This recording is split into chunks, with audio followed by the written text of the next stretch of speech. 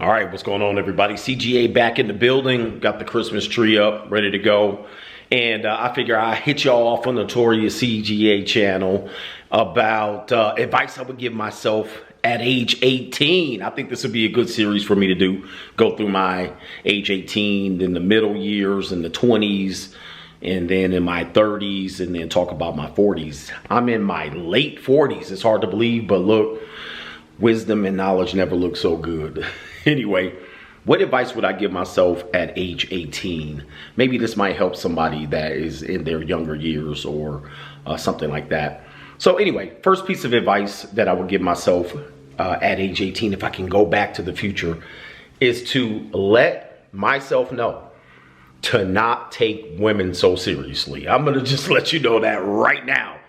If I went back to myself, okay, and I didn't really have great problems with women, I just was not focused on the right things. I put too much emphasis on what they believe and what they look for and what they felt like and how can I get more, and greedy and trying to be where the hoes was at and trying to debate them and trying to get to understand them. That's what I would do. I would tell myself to not take women so seriously. That is a big one. Like, they're kind of like children with breasts, all right? And shout out to Chronicles of Judah. They're kind of like, you know, they're for fun. When they're serious, you can put them on the side and let them get serious about them things. Really be short and stern with them. Never get into long conversations and debates with them. I think that's one of the most valuable pieces of information that I wish I would have passed on to myself and discovered earlier. Now, when it comes to relationships, you know, maybe there's some more advice that I can talk about there, maybe if I can come up with it, but that's going to be number one. Number two, I would tell myself to get involved in real estate, meaning purchase real estate, all right, in terms of an investment. Some people would say save money, all right, but no, I think if you understood what real estate was and you got into it, and I got into it maybe 30 years ago, all right, I would probably be in a different position in life if I would have used the knowledge that I had and maybe, you know, the money or leverage and got involved in real estate. Real estate is a difference maker. Now, when I say get involved in real estate, I don't mean buy houses, okay? Because buying houses is pretty much going to be a liability for many people. And many people bought houses at this time of their lives, and they made dumb decisions with it, right? They over leveraged, they overbought, they bought McMansions at the time. This was the introduction of McMansions. So they bought too much house to impress people who were basically going to hate on them. That's another piece of advice that I would tell you. Anything you buy, any success that you have, people just going to hate on you anyway. Right? But you're not impressing people when you buy stuff. You're just inviting haters. So that probably is another bit of information that I'm going to tell myself there. All right, get involved in real estate, potentially learn about land development, commercial real estate, industrial real estate, investing, property investing, and all of that stuff. Not just buying houses. So anyway, obviously those things were much, much lower back then. Anyway, what's the next thing? And here's Nova right here. Come here, babe. Come here. Come here. Come sit down. All right. She knows I'm recording, and then she gets a little bit like, oh, what are we doing? Who are you talking to?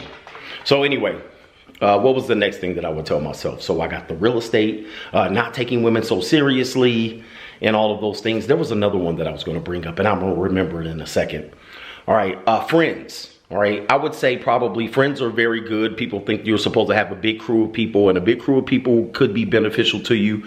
But I would say make less friends and make more money. Okay. I'm definitely financially oriented. And, you know, a lot of times you're trying to impress friends, belong in social circles, and you're not really understanding what the importance here is. You have a great advantage. People say youth is often wasted on the young. And many times we learn pretty much, we have 20/20 vision when we go backwards, right? So we learn that over time, we should have probably focused on one thing more than the other. And I think I probably focused on hanging out with the homeboys, you know, standing on the corner, slinging rocks and smoking weed. But I didn't slay no rock or smoke weed. But you know what I mean? Going to parties and all of that stuff, which are beneficial. They're good learning experiences. I get it. But I probably would have focused on making those commas. You know what I mean? Making those commas. The next thing, and maybe this is the last thing, and I could probably do several series of this. The last thing I would tell my 18-year-old self is don't spend too much time in bars and nightclubs, all right? Do not spend so much time in bars and nightclubs. One of the things that you're gonna probably figure out is, you know, you wanna go out and see where the hoes are, their dress. It's an environment for mostly women. It's an environment for them to capitalize on their youth, their beauty, their fertility, their level of attraction and all that stuff. And it's definitely an environment that manipulates men. Meaning you gotta buy drinks, you gotta approach, you gotta get turned down, you gotta pick up, you gotta learn how to talk. And what you'll find is the women who frequent those bars and use them as tactics to get attention and manipulate, those are the worst women out there. Those are the worst ones. Now, listen, there's always gonna be that woman that says, don't date women like that. Well, do not mess with women, skeezers, from bars and nightclubs. Those are the worst people to talk to. And you might have that FOMO, that fear of missing out. Like, oh, I'm gonna miss out going out to the club. I'm gonna miss out meeting that nympho at the bar that's gonna blow my brains out. You know what I mean? And all of that stuff. I'm gonna miss out. Why? But what you're gonna do is waste money. What you're gonna do is waste energy and time. Now, if you just do that to have fun and go out and dance and all that stuff, that's one thing. But a lot of times people are hopeful, young men are misled and manipulated into going to these party environments that are not going to get you much. Every now and then you're gonna get lucky and you're gonna meet one, and then it might go far, it might go further than you expected. And then that little bit of hit of success makes you keep going out. I would have spent way less time even worrying about that. At this point in my life, if I went back, I would spend way less time worrying about that. Now, hindsight is 2020. So listen, this is just impromptu videos. If you have something to add in the comment section, if you're an older gentleman or if you're a young man right now, you want to add these to the comment section of what you think. And what I'm going to do is I'm probably going to do this series here. And I'll go through different agents, and I'll even do like a part 1, part 2, all right? Because I'm just doing this off the top of my head. Anyway, shout out to the Coach Gang, man. Put your comments in there. And look, like, share, subscribe, and we out.